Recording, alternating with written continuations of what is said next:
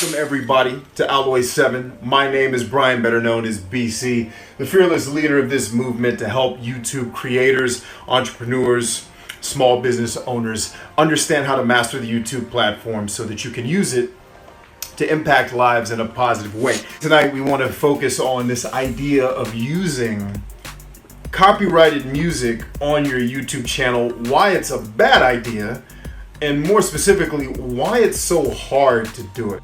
So with that in mind, I have to disclaim this by saying, first and foremost, I am not a lawyer, I'm not an attorney. None of this should be taken, nor is it issued as legal advice. This is my own experience in dealing with music copyrights and my own music and the books that I've written, my experience dealing with companies like BMI and ASCAP. If what's on the board looks slightly complicated and maybe even a bit confusing to you, good. That's what I want to drive home, is that this process is convoluted and it's not easy.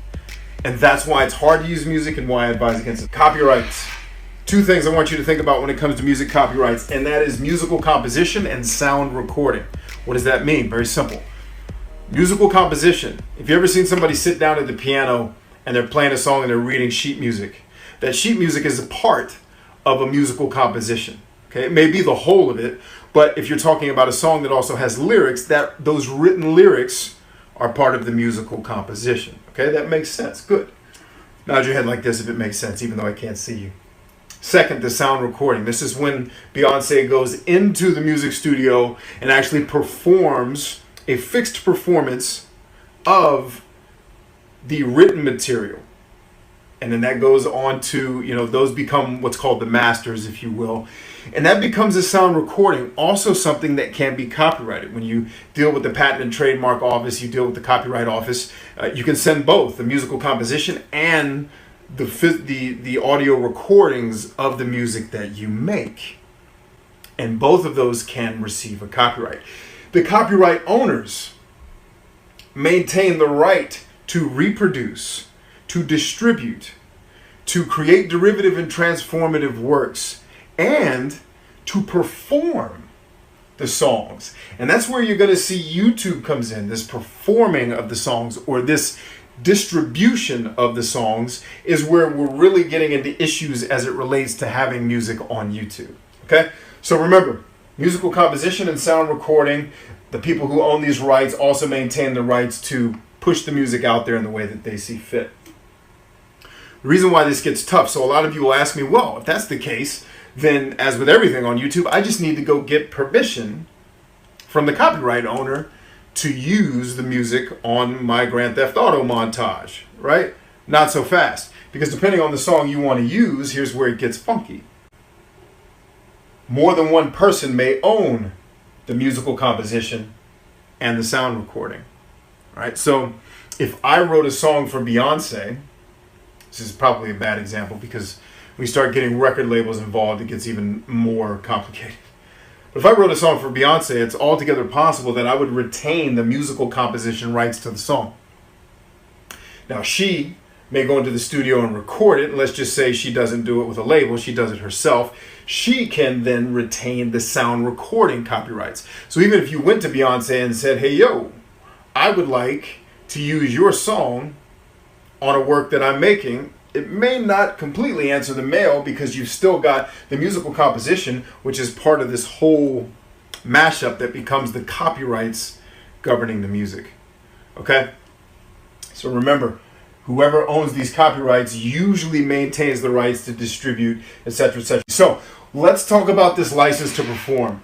Remember, that's coming from the copyright owners to whomever is performing it. Now, some of you may be asking, well, how is it that YouTube plays music at all? Well, that's because they have purchased the ability to play music at all. Just like radio and a club. What many of you may not realize is that when you go to a bar or to a club, if you're of age, and you go dance or whatever, and the DJ's playing music, you may not understand that the club owner, if they're doing business properly, has purchased a license in order for those songs to be played. One from BMI and one from ASCAP if you're in the United States. If you're overseas, you may also have to include CSAC or CCAC, depending on how you want to pronounce that.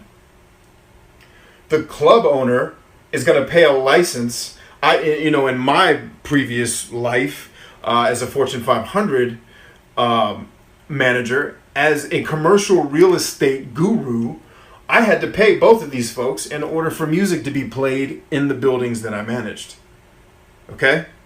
So you understand where this is headed. In order for music to be played in a public space, money is changing hands. Why? Because these companies are then dishing out royalties to the artists whose songs are being played.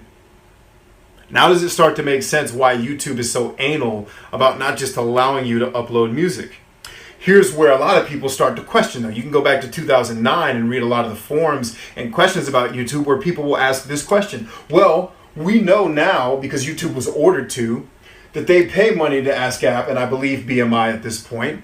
Why can't I upload a song? Because even though YouTube has purchased the right for the music to be played in their space, they can't verify that you have paid for the rights in order to create derivative works, transformative works, performing arts works, you cover musicians. YouTube can't verify that you've purchased those licenses. So in order to protect themselves, they're going to require that you prove it. Enter the content ID system. All right, so YouTube gets blamed for this. They're like, YouTube took my music down or took whatever my thing was down. And yes, the system technically took it down, but what really drove YouTube to take it down was the copyright owner. Okay? Or the copyright manager, which could be another third party, which isn't the copyright owner. And it gets like, if you try to upload my album, guess who's going to give you a content ID match? CD Baby, the people that published my album. I gave them the rights to publish my album so it could be on 60 different Spotify's and all this other stuff. CD Baby's going to come get that and be like, nope, that's our artist. We're getting his money and giving it to him. Because we can't verify that I, the owner of both the musical composition and the sound recording, gave you a mechanical, and in this case, a synchronization license in order for you to upload that song on your Grand Theft Auto 5 montage. Is it starting to make sense? Nod your head if it's starting to make sense. Leave me a comment saying, yes, it's starting to make sense. And if it's not starting to make sense, it's still good. Now you understand why this is so complicated. But the point is, I'm simplifying it to help illustrate the point, which is, if you had purchased all of these things, when you get that content ID claim, you could dispute it. YouTube allows you to dispute it. And if you can prove, hey, Jay-Z, it's me. It's BC from Alloy 7. Look, I purchased a mechanical license in order for me to do my rendition of Reasonable Doubt on my channel. I've got the synchronization license in place. I'm also paying the fees to BMI and ASCAP. Here's all the documentation that proves it. Please release my video.